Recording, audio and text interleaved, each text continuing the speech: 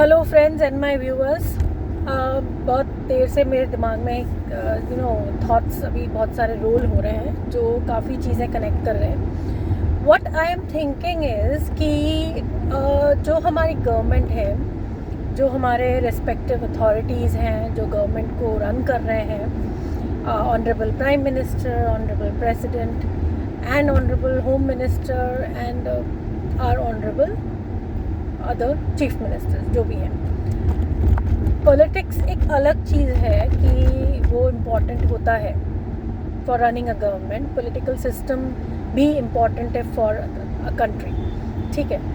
So we are not going to argue about that politics shouldn't be a part of a system. My point is that why politics is given so much importance in every field that we lose our intellect, our logic, our power of reasoning, and we judge everything from the point of view of getting votes and setting up the government in the next session. Okay, every time a party wins in a democratic country through the votes given by the people, they always have this strategy that next time also we should be in power, and they start preparing for that very early. In every kind of decision they take, it's like always in favor of getting more votes. One point I would say example is the UPSC, it withdrew its decision for lateral entry. Okay, first it was like lateral entry would be allowed, and that was followed in the various governments also. Even Mr. Modi also followed it, because that led to you can say people coming from varied backgrounds, and that led to much more, I would say, diversity in that IAS community, and that helped the country also. So that was seen as, through a wide vision, that is very important for the overall you can say management and administration of the country. Then what happens, like opposition says ki nahi, we are not in favor of this, so instantly the UPSC instructed to withdraw the decision of lateral entry, and the UPSC does that. Okay, without thinking that will it be good for the country, will it be good for the administration of the country, nothing is thought about it. It's just like an order has been passed and we have to do that. No logic, no reason, no intellect, nothing here and there. What are the pros, what are the cons? Nothing. Secondly, now OPS was demanded by the people, that is the old pension scheme. We are actually following the new pension scheme, because old pension scheme now, I think since 2005 or so, it has not been given, it stopped. Now government has taken has brought one new scheme in between NPS and the OPS, that is the UPS. Names are so catchy. Unified pension scheme, unified. Now what does that imply? It's nothing less than NPS, nothing more than OPS. Middle, they are saying. It's just kind of confusing the people. It's a contributory funded scheme only, where the government is increasing its contribution, but then it's very, very ambiguous also. I am putting my money in for my retirement. I want to use my money and I don't have control over my money. What is this? Okay, 60% is given to me for my pension, 40% is given invested in annuities after superannuation or retirement, and then from that I will get the returns which will decide my pension. Okay, that amount which I have earned, that hard earned money, also I'm investing here. Also during my job tenure also I'm investing my hard earned money in the equities, which I don't have power of changing. So, and then I can also not withdraw the money. It's very difficult to withdraw. One time withdrawal will be there. If you are withdrawing, then you have to invest more in annuity after superannuation. So I say that my money, I am not able to decide about it. This is a very big drawback. Okay, another thing about UPS is that unified pension, that if there is inflation increase, then that inflation will decrease our returns, but no adjustment for that effect has been made in UPS as well as NPS. So OPS was much better. So we are not getting that benefit of the DA. We are getting the dearness relief. We are not getting the amount which has been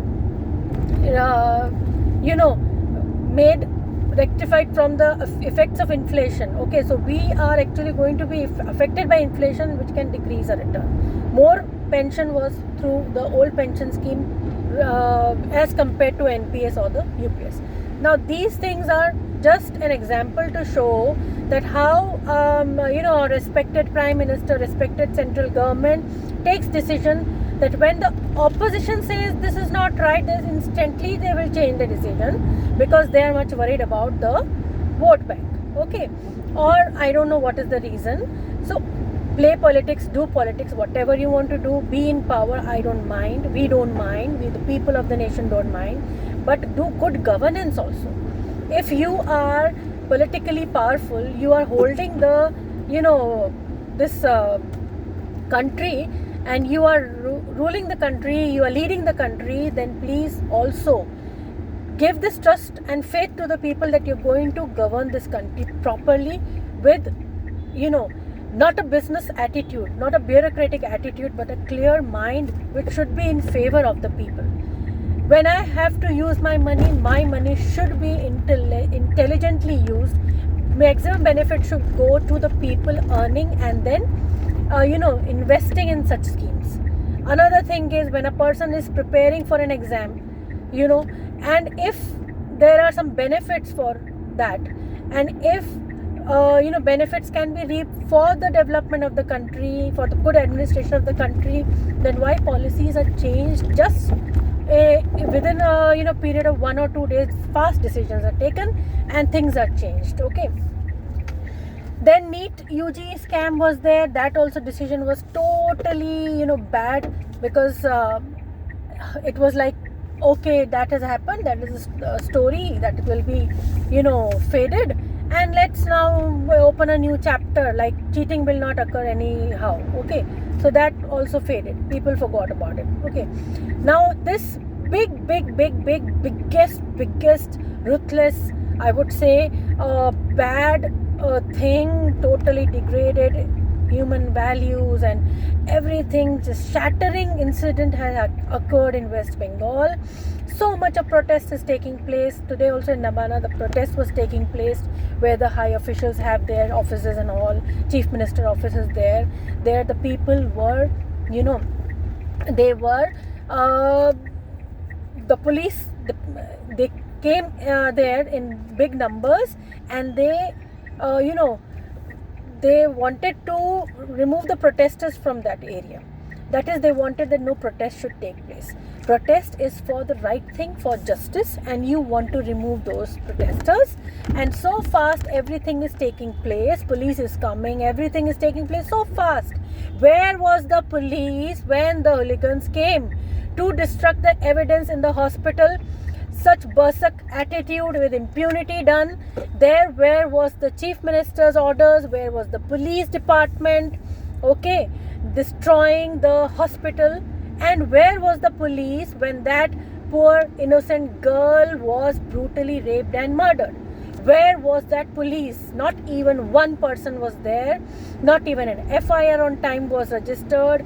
Not even the body was kept for more evidence. Not even the CBI is able to find answers. Not even the Supreme Court is able to give a judgment. Everything is happening in front of the eyes.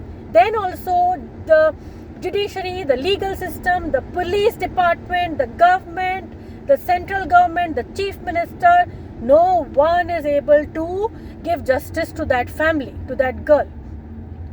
So much of scam, so much of corruption that ex-principal has done, but nothing. All is going, taking place so slowly. He is a complete corrupt.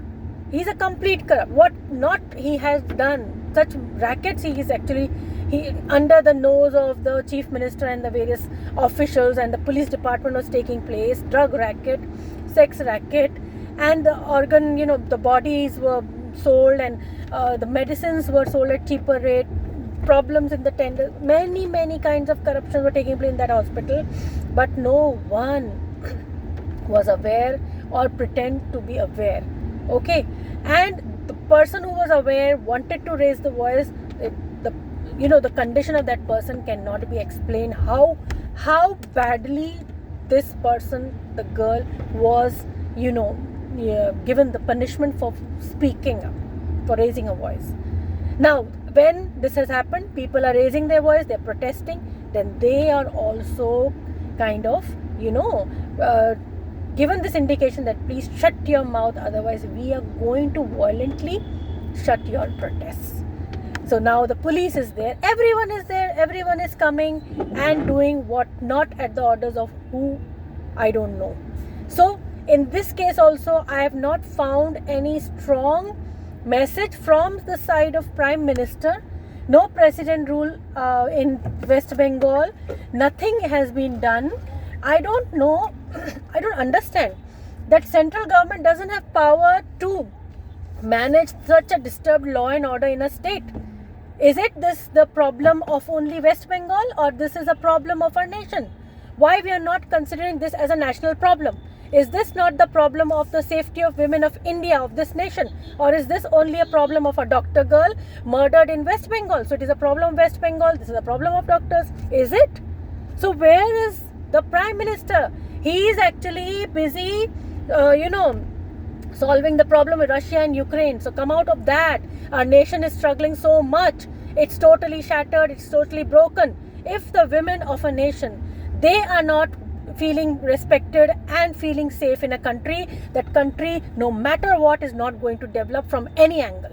Whatever numbers you give, whether you give the numbers of GDP, you give numbers of this kind of growth in this sector and that sector, it's all rubbish, because that country is not going to grow at any point if the country is not respecting the human values and the values of the human beings. Women treated like this is a total, I would say, degradation of the society. This is not at all to be tolerated. This is the last thing. So Mr. Prime Minister, I respect you, and I really expect a very good stand from your side, and please do something about this. I would not want to elaborate things, because people know a lot about all this, what is happening, but I would say that raise the voice for right thing. If a leader cannot raise the voice for the right thing, I don't think that leader is right for that nation. Bye.